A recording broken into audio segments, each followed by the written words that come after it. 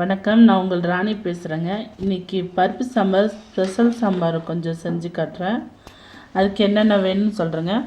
நான் பருப்பு பாருங்கள், ஒரு 2 தக்காளி மஞ்சள் பொடி போட்டு வேக வச்சு எடுத்து வச்சுருக்கேன். பருப்பு நல்லா வெந்துடுச்சு பாருங்கள். அதே மாதிரி காய்கறியும் வேக வச்சு எடுத்துருக்கேன். உருளைக்கிழங்கு, பீன்ஸு, கேரட்டு, கத்திரிக்காய் 4 காயும் வேக வச்சு தண்ணியோடு எடுத்து வச்சுருக்கேன். தண்ணி கொட்டிடாதீங்க.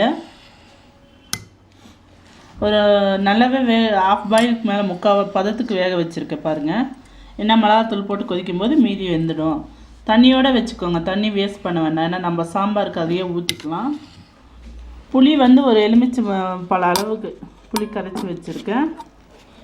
மிளகாத்தூள் 1 டீஸ்பூன், இந்த மசாலா பவுட்ரு 2 டீஸ்பூன்.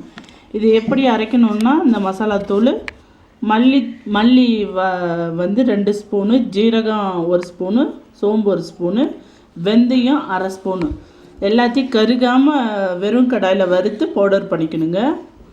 இது இந்த சாம்பாருக்கு ஸ்பெஷலானது. இது தாங்க இதில் மெயின். இந்த சாம்பாருக்கு நல்லா ஃபேவராக இருக்கும். அப்புறம் தாளிப்புக்கு என்னென்ன தேவைன்னு சொல்கிறேன்.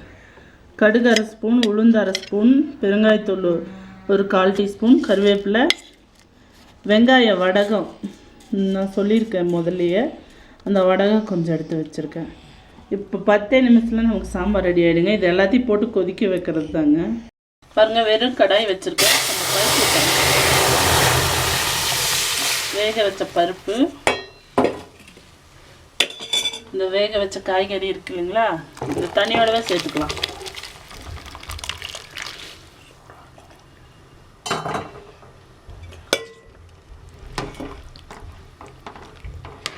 இப்போ இதில் இந்த மசாலாத்தூளும் மிளகாத்தூளும் போட்டுக்கலாம்.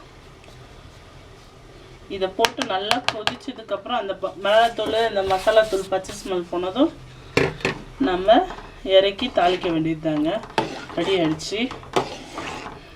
புளி இப்போ ஊற்றக்கூடாதுங்க. புளி ரொம்ப நேரம் ஊற்றி கொதிக்கக்கூடாதுங்க, அந்த டேஸ்ட்டே போயிடும். நம்ம தாளிக்கும் போது ஃபஸ்ட்டு புளியை ஊற்றிட்டு அப்புறமா இந்த கலவி இந்த பருப்பு காய்கறி எல்லாம் எடுத்து கொட்டினோம்னா ஒரு கொதி வந்தால் நல்லாயிருக்கும்.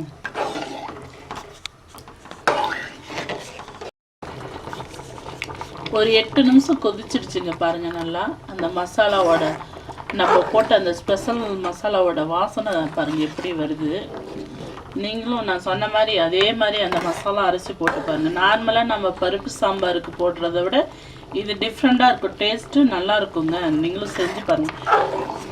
இப்போ நான் இதை தாளிக்கிறது எப்படிங்கிறதுக்காங்க ஒரு பாருங்கள், ஒரு 2 ஸ்பூன் எண்ணெய் விட்டுருக்கேன். இப்போ நம்ம தாளிப்புக்கு தேவையானது நான் சொன்னேன் இல்லைங்களா, கடுகு 1/2 ஸ்பூன், உளுந்து 1/2 ஸ்பூன் முதல்ல போடலாம்.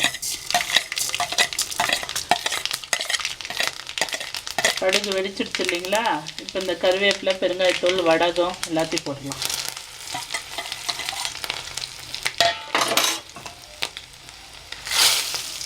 இது முதல்ல என்னன்னா, தாளித்த உடனே இந்த புளி கரைச்சல் இருக்கு இல்லைங்களா, இதை தான் நம்ம ஃபஸ்ட்டு ஊற்றணும்.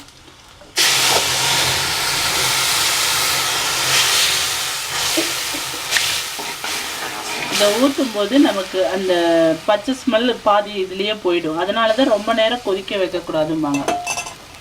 இப்போ இந்த நம்ம வேக வச்சு இந்த சாம்பார் பொடி இதெல்லாம் போட்டு கொதிக்க வச்சுருக்கீங்களா, இந்த இதை ஊற்றிக்கலாம்.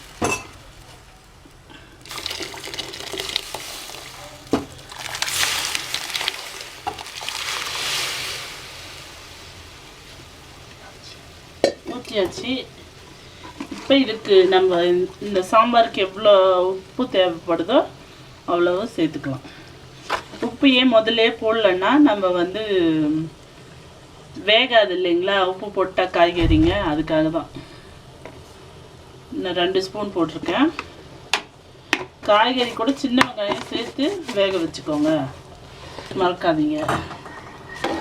இந்த சாம்பார் பொடி ஸ்பெஷலுங்கிறதுனால ரொம்ப ஃப்ளேவராக நல்லா இருக்குங்க. பாருங்கள், இப்போ ஒரு கொதி வந்துடுச்சு, தெரியுதுங்களா உங்களுக்கு. அந்த புளி ஊற்றுனதும் ஒரு கொதி வந்துடுச்சு, எல்லாம் ஊற்றியாச்சுங்க.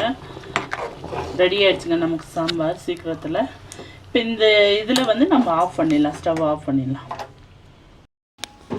ரெடி ஆகிடுச்சு பாருங்கள் நமக்கு சுவையான டேஸ்டியான சாம்பார். இது இந்த மசாலா பவுடர் மட்டும் மறுபடியும் சொல்கிறேன் கேட்டுக்கோங்க. 2 ஸ்பூன் மல்லி, 1 ஸ்பூன் ஜீரகம், 1 ஸ்பூன் சோம்பு, 1/2 ஸ்பூன் வெந்தயம். இது எல்லாத்தையும் வெறும் கடாயில் நல்லா வறுத்துட்டு பவுடர் நைஸாக பவுடர் பண்ணி அந்த பவுடர் 2 ஸ்பூனு, மிளகாய்த்தூள் 1 ஸ்பூனு. இதுதாங்க இந்த சாம்பாருக்கு நல்லா வாசனையாக இருக்குங்க. இது டிஃபனுக்கும் நல்லா இருக்குங்க, இட்லி தோசை கூட. ரைஸ்க்கும் நல்லா இருக்குங்க, புளி ஊற்று இருக்கு இல்லைங்களா, ரைஸ்க்கும் நல்லாயிருக்கும். நீங்கள் செஞ்சு பார்த்துட்டு எப்படி இருக்குன்னு உங்கள் கமெண்ட்ஸை சொல்லுங்கள்.